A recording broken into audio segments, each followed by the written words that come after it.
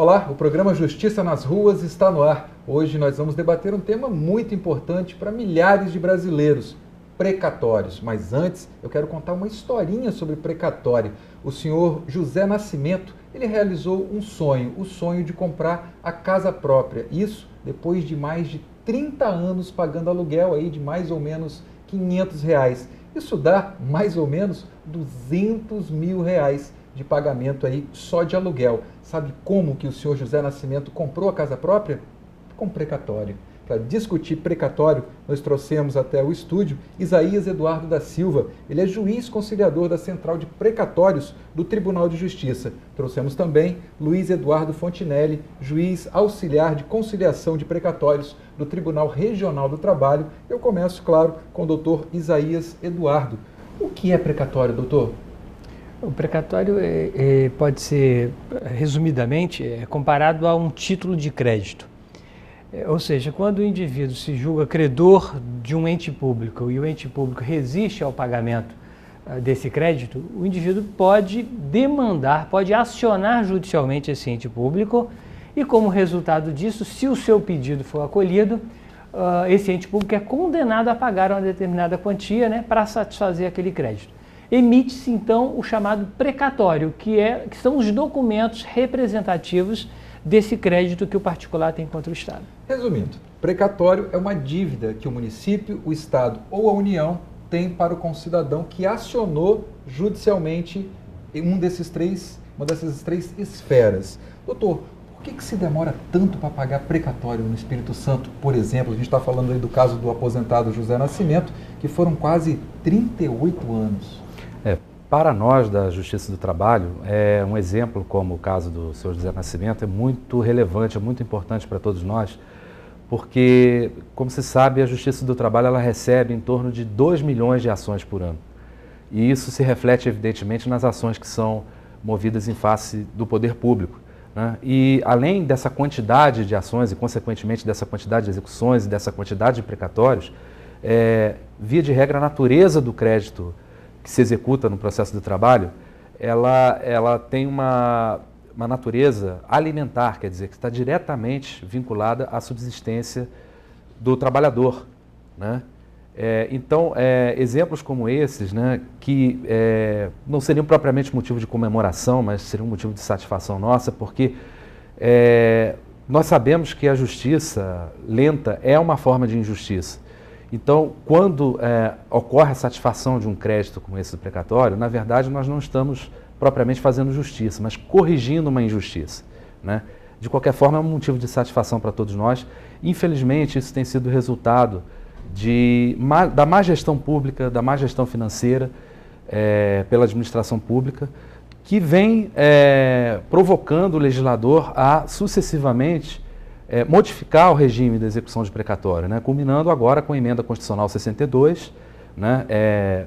Complementada pela Resolução 115 do Conselho Nacional de Justiça, que definiu uma série de procedimentos que parece que finalmente estão eliminando o gargalo em que se transformou a execução por precatórios.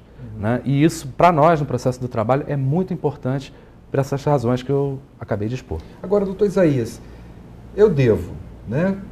Eu cometi um dano, eu devo um dano financeiro a alguém, eu devo esse dinheiro. Sou condenado pela justiça e eu tenho que pagar sob pena de ter algum bem meu recolhido para o pagamento desse dano, desse crédito que eu tenho para com meu vizinho, para com outrem.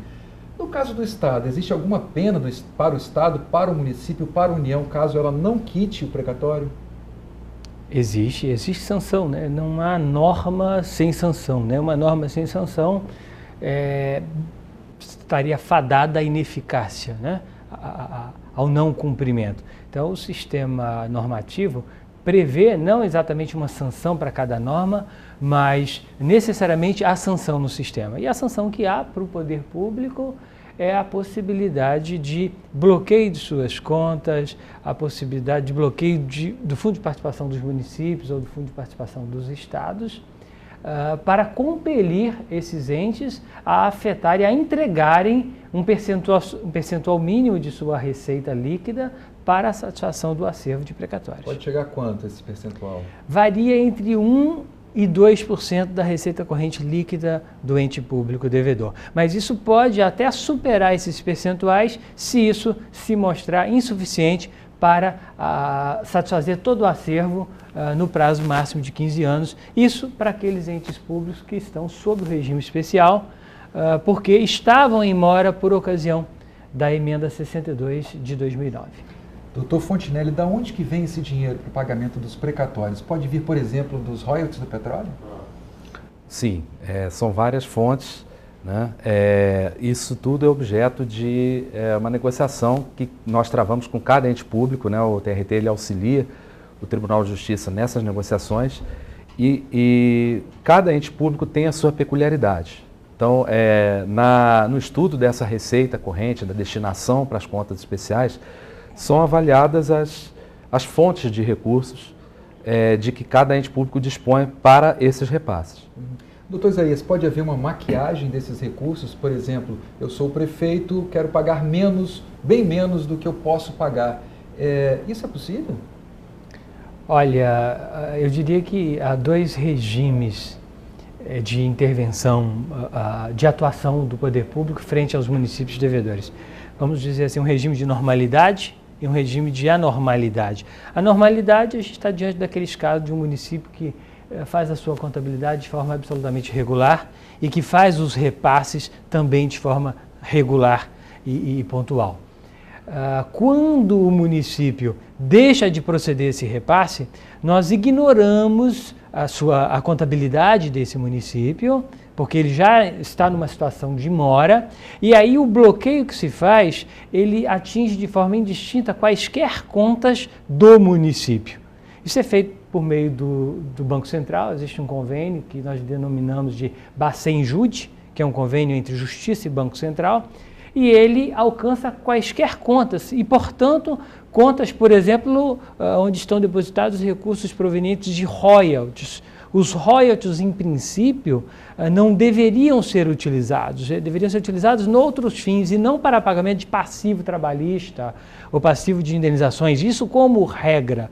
Mas, diante da irregularidade nos registros, na irregularidade nos repasses por parte do ente público, o bloqueio pode alcançar perfeitamente, até porque na definição de receita corrente líquida não estão excluídos os recursos provenientes dos royalties. Daí ser possível, no momento de calcular essa receita líquida e de proceder ao bloqueio, que esses bloqueios alcancem, inclusive, as contas onde hajam recursos provenientes de royalties. Mas, doutor Fontinelli, pegando um gancho aqui no que o doutor Isaías acabou de explanar, isso pode engessar o município, né? Se o administrador tiver má fé, pode engessar, porque esses recursos aí dos royalties, da saúde, da educação, que são rubricas específicas, podem entrar nesse bolo aí e virar precatório, virar dinheiro de pagamento para precatório. Essa questão da probidade administrativa, ela tem que ser enfrentada pelos tribunais, ao mesmo tempo com muito vigor,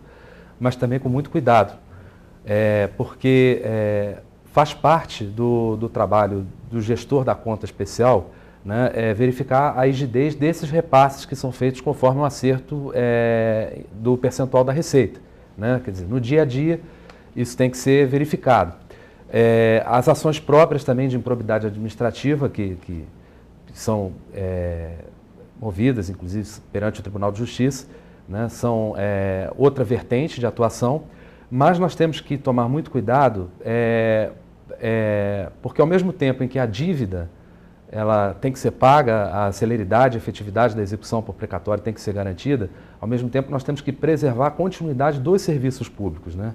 Então, muitas vezes, se nós não utilizarmos com parcimônia esses instrumentos de que nós dispomos para combater a improbidade administrativa, nós corremos o risco de, na desproporção, na atuação desproporcional, nós paralisarmos uma série de serviços públicos, né?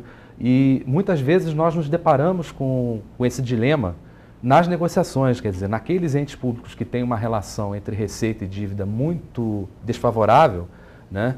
Nós muitas vezes nos encontramos diante desses limites. Então, é muito difícil encontrar esse equilíbrio, né? E a negociação, muitas vezes, ela se pauta em torno da busca desse equilíbrio entre a necessidade da celeridade, da efetividade da execução com a continuidade do serviço público. pegando um gancho novamente nessa palavrinha que eu gostei, chamada negociação. O Espírito Santo está cumprindo a lei, o Espírito Santo é referência aí no pagamento de precatório, inclusive fechando acordos que beneficiam as duas partes, tanto o quanto quem deve. Sem dúvida, nós temos adotado uma prática que vem desde antes do advento da Emenda 62. Isso começou principalmente no Tribunal do Trabalho de Minas Gerais, um dos pioneiros na negociação de precatórios. Isso veio para o Espírito Santo, o TRT implementou isso, e também o Tribunal de Justiça. Nós tivemos uma primeira rodada, antes disso o TRT já havia realizado várias rodadas de negociação com o Estado, e nós, em novembro de 2009, a emenda é de dezembro desse mesmo ano, fizemos uma primeira rodada de negociações com o Estado, tivemos êxito nessa negociação e demos início ao pagamento dos precatórios originados no Tribunal de Justiça. Mas com o Estado, essa negociação constante tem trazido resultados fantásticos, A emenda trouxe algumas alternativas de negociação, entre elas a possibilidade de pagamento de precatórios em ordem crescente de valor, o pagamento de precatórios com deságio, com desconto negociado, e tudo isso tem sido praticado efetivamente nesse Estado. Fala-se muito do exemplo do José Nascimento, que recebeu após 38 anos, mas nós temos inúmeros exemplos de casos que o precatório foi formado há 3 anos, há 4, há 6 anos e que já receberam. E isso por conta dessa via negociativa, dessa janela que foi aberta pela Emenda 62 e que tem sido implementada aqui no Estado. Por quê? Ao ordenar precatórios em ordem crescente de valor, precatórios mesmo formados recentemente, pela modicidade de seu valor, e aí não é tão módico assim, porque sob esse critério nós já pagamos precatórios que alcançam perto de R$300 mil, quer dizer, até R$300 mil, foi possível alcançar e pagar todos os precatórios até essa cifra pelo uso de metade dos recursos que o Estado tem destinado para pagamento de precatórios. Essa via negociativa tem sido fantástica. Nós, por exemplo, há pouco tempo, há aproximadamente 1 mês, tivemos uma audiência de 3 precatórios originados do TRT. O Dr. Fontinelli conduziu essa audiência, eu estava presente, coadjuvando nessa discussão, nessa conversa com credores e ente devedor. E foi fantástico, porque nós conseguimos que o município de Iguaçuí, que estaria numa análise puramente formal, obrigado a pagar aí 1,5% de sua receita, e isso importaria satisfazer os seus precatórios aí em 50 anos, 60 anos, mas a partir de vários argumentos que nós deduzimos, levamos o ente público a se dispor a pagar um pouco mais que 3% de sua receita, ou seja, ele mais que dobrou os aportes que vinha fazendo para pagamento de precatórios, ao mesmo tempo em que conseguiu uma economia enorme para os cofres municipais, porque, em contrapartida, os credores transigiram e consentiram com um deságio que trouxe uma economia de 14 milhões para o município de Iguaçuí. Nesse caso específico de Iguaçuí, inclusive, o doutor Isaías aludiu a um prazo de 50 anos, seguindo o regime comum. Graças a esse acordo, nós já conseguimos reduzir esse prazo para 12 anos. Não é evidentemente o ideal, evidentemente que não é, mas é claro que com essa perspectiva, isso se trata de um grande avanço. Ok, nós estamos falando aqui de celeridade e efetividade em pagamentos de precatório, mas o Justiça nas Ruas vai fazer uma pausa, é 1 minuto só, e a gente volta falando de precatórios.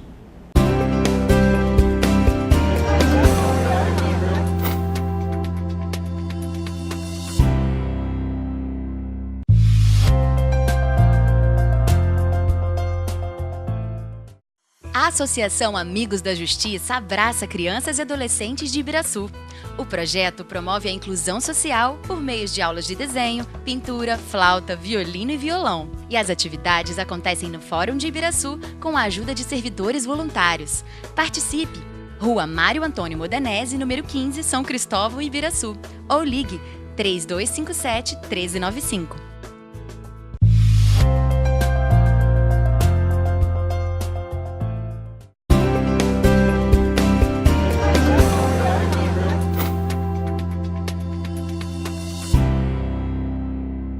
Olá, o programa Justiça nas Ruas está de volta. Estamos debatendo precatórios. Duas feras aqui falando sobre esse assunto com a gente. Isaías Eduardo da Silva, ele que é juiz conciliador da Central de Precatórios do Tribunal de Justiça, e Luiz Eduardo Fontinelli, juiz auxiliar de conciliação de precatórios do TRT, Tribunal Regional do Trabalho.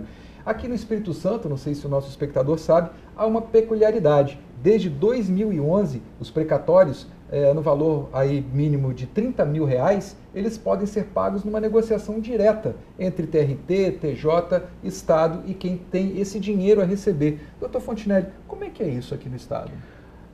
Bom, com a adesão do Estado ao regime especial de precatórios, foi estabelecida uma negociação entre o Tribunal de Justiça e a Procuradoria-Geral do Estado, com o auxílio do TRT, e através dessa negociação foi estabelecido um critério objetivo para as propostas de conciliação do Estado, que foi veiculado através da Lei Estadual 9.705. E, para tanto, nesse sentido, a lei estabeleceu que o Estado propõe a seus credores um piso de 3 OPVs, quer dizer, o índice de reajuste dos títulos estaduais, né? E deságio de 50% acima desse piso. Uma OPV hoje está em torno de R$10 mil, ou seja, quem tem um crédito de até R$30 mil, que corresponde a 3 OPVs, recebe a integralidade do seu crédito. Quem está entre 3 e 6 OPVs, eu diria, né, que é o dobro desse valor, recebe exatamente o valor do piso, as 3 OPVs, e acima dessas 6 OPVs aplica-se o deságio de 50%. Estabelecidos esses critérios, nós podemos criar pautas conjuntas de conciliação, né, do TRT e do Tribunal de Justiça, e encaminhamos as propostas com as planilhas de cálculos atualizadas pela própria Procuradoria-Geral do Estado, e o credor fica à vontade para decidir se aceita ou não o acordo. Se ele não aceitar o acordo, não há nenhum prejuízo ao crédito dele, ele continua aguardando o cumprimento regular na lista. Está tendo, na verdade está tendo, porque com os acordos que vêm sendo homologados, né, isso importa até numa aceleração dos pagamentos pela ordem cronológica. Né? Então, as pautas têm sido extremamente bem-sucedidas, nós estamos em torno de uma média de 55% a 60% de acordos em cada pauta. Há casos de pautas que foram realizadas que chegaram a um índice de 71% de acordos, né? Essas pautas vêm sendo realizadas desde 2011. E isso vem redundando num círculo, vem gerando um círculo virtuoso, né? Então, não só os acordos vêm sendo feitos, como o próprio pagamento normal dos créditos inseridos na lista, na ordem cronológica, vem sendo acelerados, né? Garantindo não só a celeridade, como a efetividade dessas execuções por precatório. Agora, doutor Isaías, se eu tenho lá 80 mil para receber, vou lá, faço um acordo, recebo 40 mil e ainda desconta aí INSS, enfim, alguns tributos e impostos. É justo com o cidadão? É justo para o Estado? Qual a opinião do senhor? Essa pergunta é muito difícil de ser respondida do ponto de vista ético, substantivo, porque depende muito da ótica que você encara essa questão. Do ponto de vista do trabalhador, você tem 2 aspectos, né? Um negativo, porque ele está abrindo mão de parte do seu crédito, e o ideal seria que ele recebesse a integralidade, 100%, e imediatamente a certificação da existência desse crédito. Mas a gente sabe da limitação, dos recursos financeiros, mas as necessidades humanas são infinitas, né? As questões e interesses a serem atendidos pelo poder público são inúmeros, né? E os recursos são escassos. O que acontece aí? O poder público se dispõe a pagar imediatamente, e quem transige o faz porque o prognóstico, a perspectiva de receber a integralidade é mais remota, está projetada por um momento bem posterior. Ou seja, o indivíduo iria receber daqui 5 anos ou daqui 6 anos. Por quê? Porque há uma fila de espera. Há inúmeros credores. E o Estado não tem recursos para satisfazer imediatamente a todos esses credores, porque senão ele iria sacrificar outros interesses inadiáveis, né? É exatamente por isso que o poder público tem um regime especial de pagamento. Não é como um particular que, tendo uma dívida, pode ter os seus bens expropriados, penhorados, vendidos em leilão público, para haver dinheiro e pagar o crédito. Não, o poder público tem uma forma de execução específica. É preciso que haja inclusão no orçamento, que haja um planejamento financeiro, para não sacrificar outros interesses importantes. Então, o indivíduo, se por um lado o ideal seria que recebesse tudo e imediatamente, por outro, esse deságio, essa concessão que ele faz, tem a contrapartida de permitir que ele receba já, que ele receba imediatamente. Então é difícil de falar da justiça dessa solução. Nós estamos falando da justiça possível.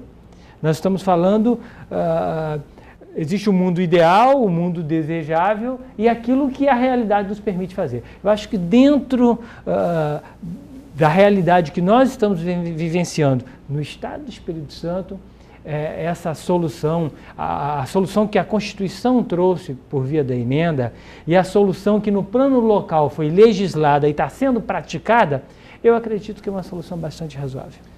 Doutor Fontinelli, eu vou continuar, o doutor Isaías não gostou muito que eu fui subjetivo, mas eu vou continuar na subjetividade para pegar um gancho no que ele disse. O cidadão comum, a percepção do cidadão comum, doutor Fontinelli, é de que o país tenta barrar a corrupção. Então, quando você ouve falar do pagamento do mensalão, milhões e milhões de reais a políticos corruptos, e você ouve uma história de 38 anos para pagar um precatório, fica um sentimento de revolta. A justiça está sendo feita, na opinião do senhor? É uma questão muito sensível para todos nós na Justiça do Trabalho, como eu já tive a oportunidade de ressaltar, em razão da natureza do crédito que nós executamos aqui. Certamente há de ser também nos precatórios do Tribunal de Justiça, mas para nós aqui é uma questão muito sensível esse descompasso, né? Quer dizer, esse confronto, né? Mas nós do TRT nós temos trabalhado em integração com o Tribunal de Justiça no sentido de corrigir essas injustiças, né? E esse trabalho tem avançado muito. O Tribunal, o TRT, ele tem dado prioridade a esse tema pelo menos desde 2007, com a criação da Comissão de Acompanhamento de Precatórios, que resultou na criação da Secretaria de Precatórios, do Juiz Auxiliar de Precatórios. Para se ter uma ideia, em 2009 o TRT efetuou, graças aos repasses que o Tribunal de Justiça tem feito, a esse trabalho harmônico, em torno de 48 milhões de reais em pagamentos de precatórios. Isso em 2009. Esse número vem crescendo e nós chegamos a 2011 com algo em torno de 60 milhões de reais em termos de pagamentos de precatórios. Então, tudo isso tem sido, na verdade, um grande resgate. Um resgate não só, evidentemente, do crédito, né, do resgate pecuniário, mas um resgate da cidadania, um resgate da justiça.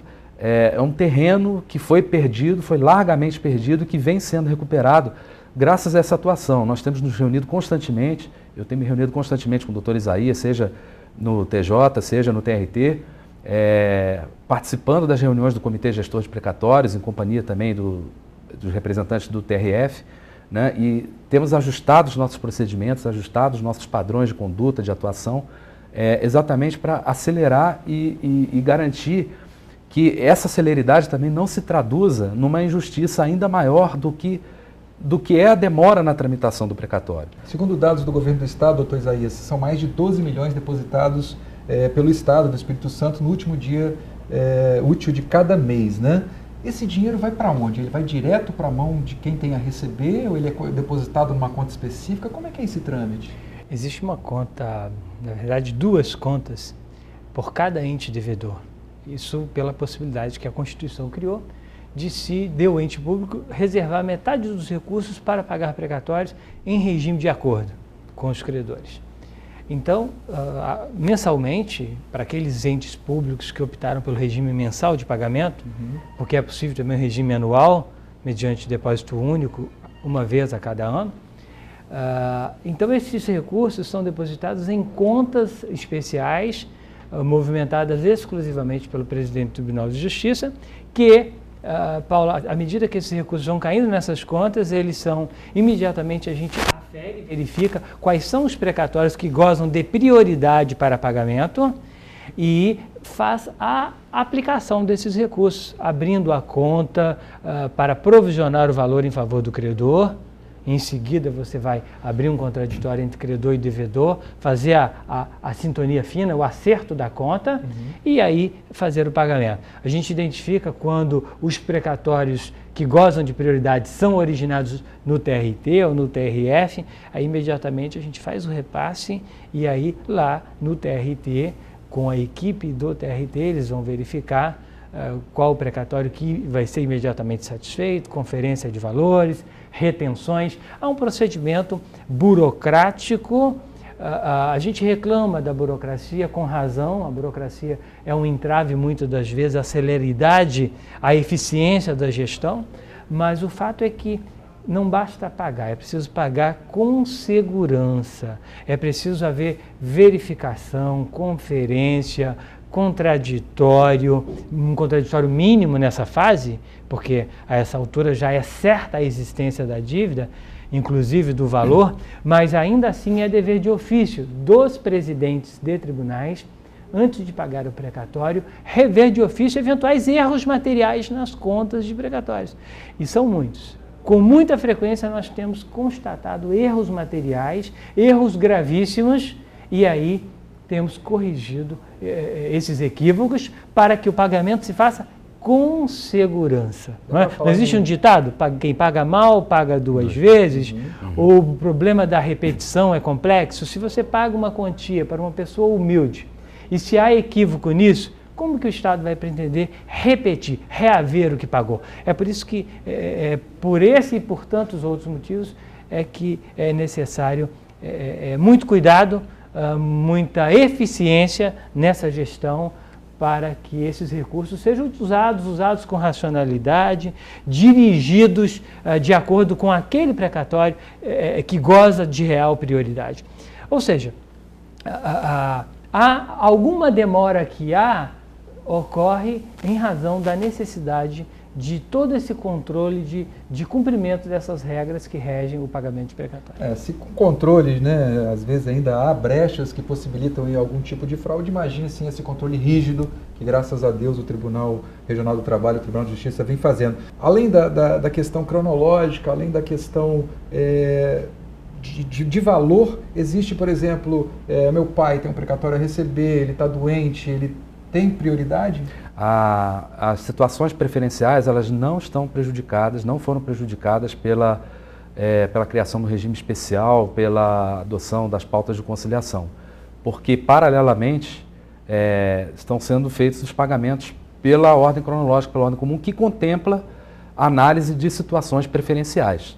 Né? Então, esse aspecto, a situação dos idosos, a situação dos portadores de doença grave, não está prejudicada, ela continua tendo um andamento normal e ganhando celeridade, inclusive, em função dos acordos, em função de todo o procedimento de repasse e de adoção do regime especial de precatórios. Dr. Isaías Eduardo da Silva, ele é juiz conciliador da Central de Precatórios do Tribunal de Justiça do Espírito Santo, debateu aqui durante meia hora com a gente o assunto precatório, que envolve aí milhares de pessoas, Brasil afora. Considerações finais, doutor, o que o senhor tem a dizer para aquela pessoa que tem aquele precatório a receber, que está na fila ou que está tentando receber esse dinheiro? Eu acho que a notícia que eu tenho para dar é boa e não é a primeira vez que eu a enuncio publicamente. Muita coisa mudou desde o advento da emenda 62 do ano de 2009. Até então, o poder público só poderia sofrer sequestro de suas contas para o pagamento de precatórios se houvesse preterição, ou seja, se ele pagasse algum crédito em desobediência à ordem cronológica, ou seja, se pagasse um crédito mais moderno em detrimento de um credor mais antigo. Somente essa hipótese admitia que o poder público pudesse ter sequestrado de suas contas valores para pagar precatórios.